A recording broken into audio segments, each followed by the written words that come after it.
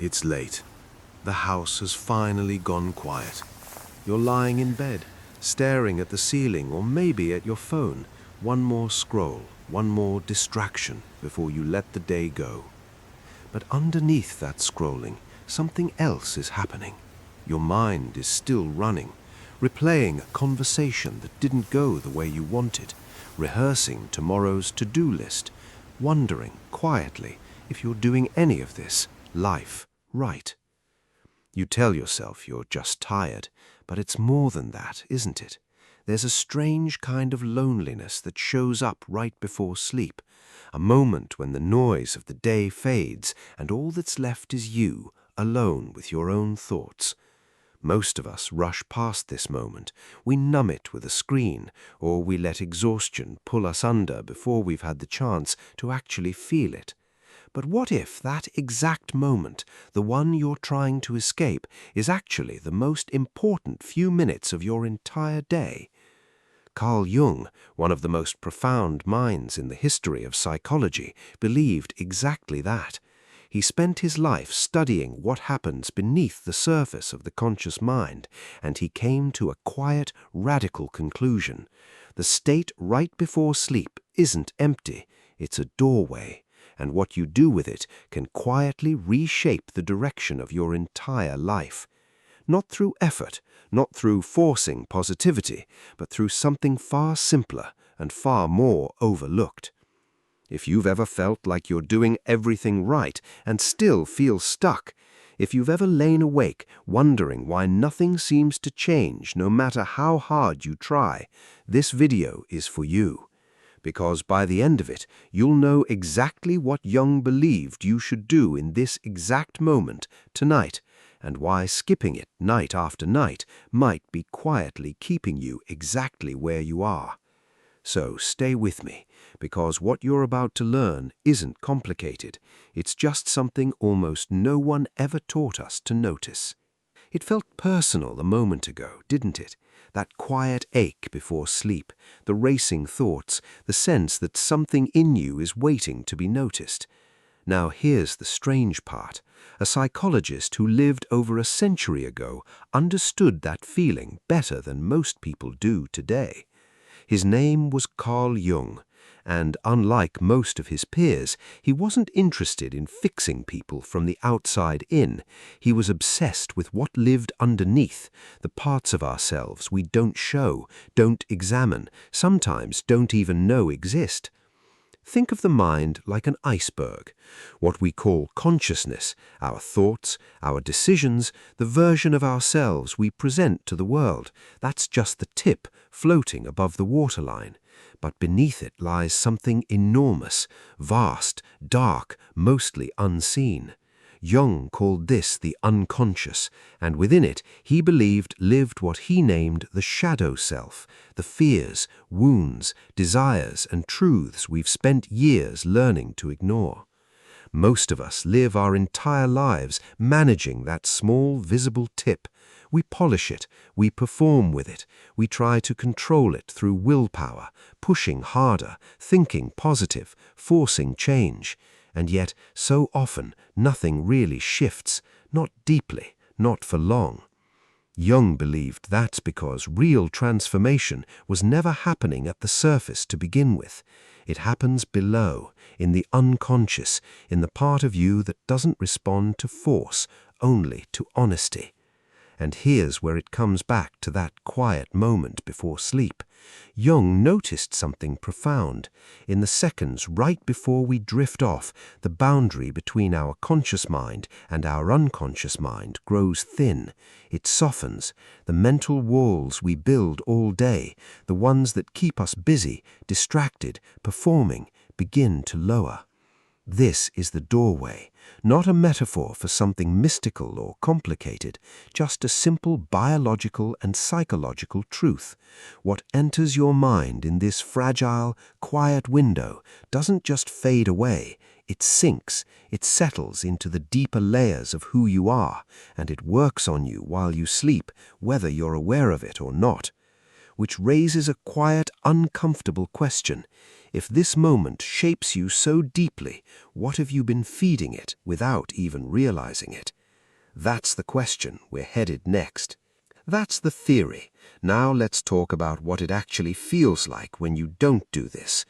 Because most nights, that's exactly what happens. You lie down, and instead of stillness, your mind opens its usual file cabinet.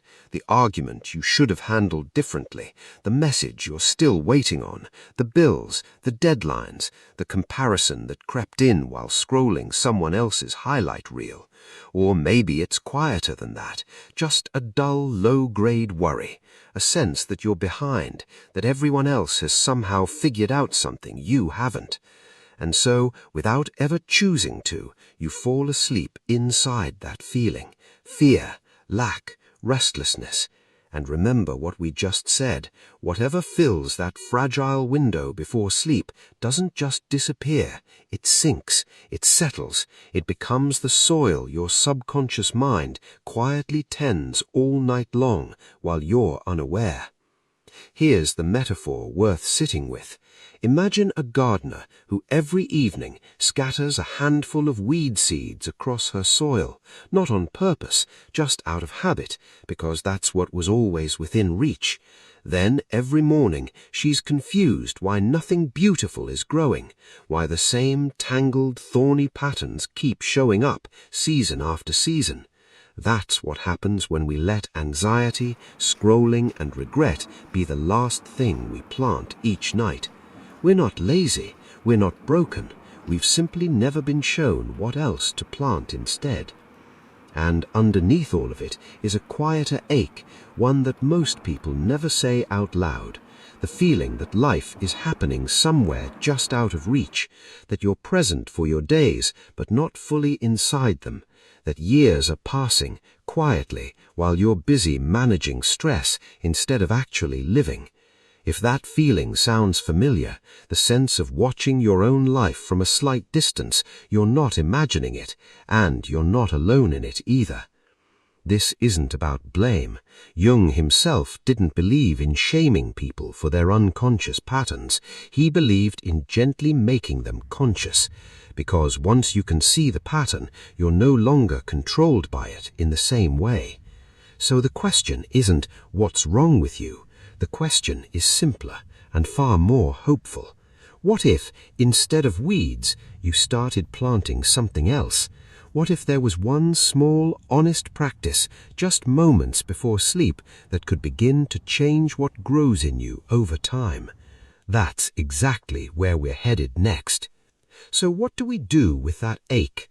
Jung had one answer, and it's far simpler than you'd expect. He didn't prescribe a ritual with candles or chanting. He didn't ask people to force themselves into positivity they didn't feel.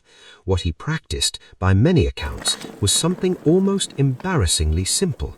Before sleep, he would sit with a single honest question, something close to, what did today reveal to me about myself? Not what went wrong, not what should I fix, just what did today show me? About my reactions, my longing, my fear, my joy. What did it quietly reveal about who I actually am, underneath who I'm trying to be? Read that again slowly, because it matters. This isn't a question designed to judge you, it's a question designed to see you, and that distinction changes everything about how it lands in the body. Here's why this works, psychologically speaking. Remember the doorway we talked about? That soft, thin space between the conscious and unconscious mind right before sleep?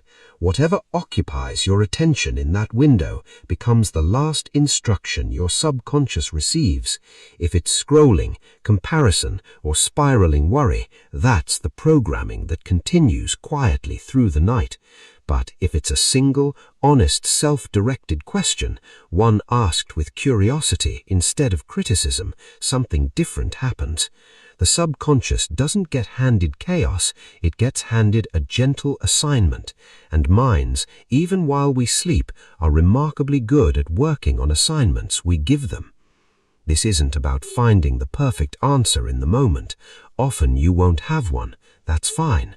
The value isn't in solving yourself before you drift off.